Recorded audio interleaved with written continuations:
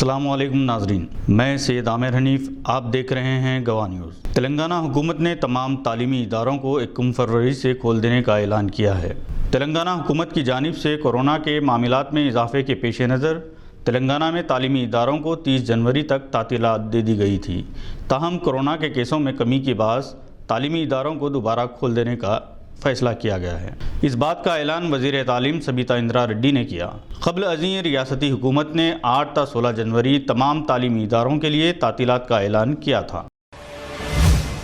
Gorakhpur tragedy fame doctor Kafeel Khan نے اس یقین کا اظہار کیا کہ اگر تعلیم یافتہ سیکولر طبقہ متحد ہو جائے تو فرقہ پرست طاقتوں کا صفایا ہو جائے گا۔ انہوں نے کہا کہ آدتیہ ناتھ یوگی کے اقتدار پر واپسی ناممکن ہے، کیونکہ 5 سال میں یوگی نے عوامی فلاح و بہبود کا کوئی بھی کام نہیں کیا، بلکہ ہندو مسلم، علی بجرنگ بلی، ابا جان بھائی جان کرتے رہے۔ اتر پردیش کے عوام کی اکثریت انہیں اقتدار سے بے دخل کرنا چاہتی ہے۔ Doctor Kafeel Khan media plus اور گواہ کے زیر اہتمام ایک مذاکراتی اجلاس سے مخاطب تھے۔ ممتاز ماہر اقتصادیات ڈاکٹر عامر اللہ خان نے صدارت کی۔ شہ نشین پر جناب Jalil Ansari, chairman vision NRI forum Saudi Arab, doctor Abdul Sattar Khan, medical service centre, doctor Khizar Hussain Junaidi اور سید خالد شہباز موجود تھے۔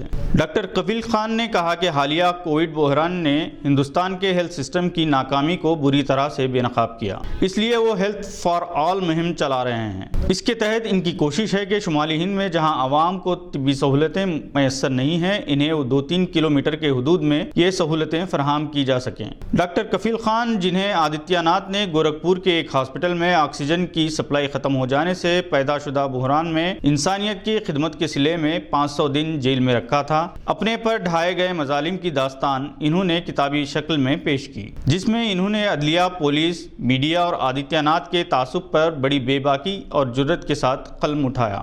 ڈاکٹر کفیل خان نے جب پولیس کے مظالم کا ذکر کیا تو میڈیا پلس آڈیٹوریم میں موجود سامعین اشکبار ہو گئے تھے۔ ڈاکٹر خان نے بتایا کہ انہیں 5 دن تک کھانا پینا نہیں دیا گیا، مکمل برہنہ کر کے کئی پولیس جوان مسلسل مار پیٹ کیا کرتے تھے۔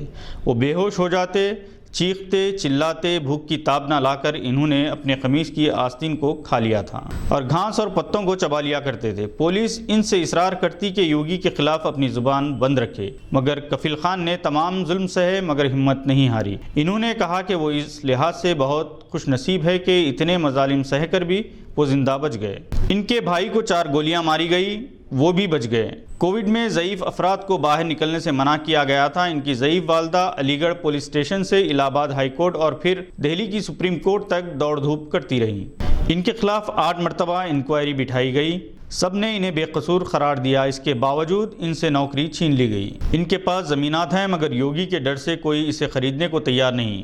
جب انہوں نے کتاب لکھی تو کوئی چھاپنے کو تیار نہیں تھا، مگر ایک برٹش پبلشر نے اسے چھاپا اور یہ کتاب بیسٹ سیلر قرار دی گئی۔ ڈاکٹر کفیل خان نے میڈیا چینلز کی جانبداری پر افسوس کا اظہار کیا اور بتایا کہ انہیں ہیرو سے ولن بنانے میں حکومت اتر پردیش کی ایما پر نیشنل میڈیا نے نیگیٹو رول ادا کیا۔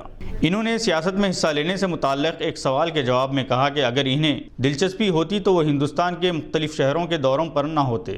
جناب عامر اللہ خان نے ڈاکٹر کفیل خان کی ہمت اور جرأت کو خراج تحسین پیش کیا اور ان کے مشن میں ساتھ ہونے کا تیقن دیا۔ ڈاکٹر ستار خان نے ڈاکٹر کفیل خان کی جدوجہد کو مثالی قرار دیا اور کہا کہ وہ آج کے فرعون کا مقابلہ کر رہے ہیں جو سب سے بڑا جہاد ہے۔ جناب محمد رفیق احمد، پروفیسر مصطفیٰ علی سروری، ڈاکٹر محمد سلیم، ریٹائرڈ ایسوسیٹ پروفیسر نظامیہ طبی کالج نے بھی مخاطب کیا۔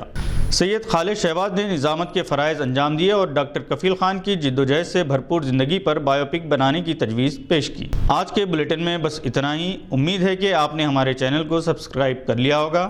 بیل آئیکن دبانا نہ بھولیں۔ خدا حافظ۔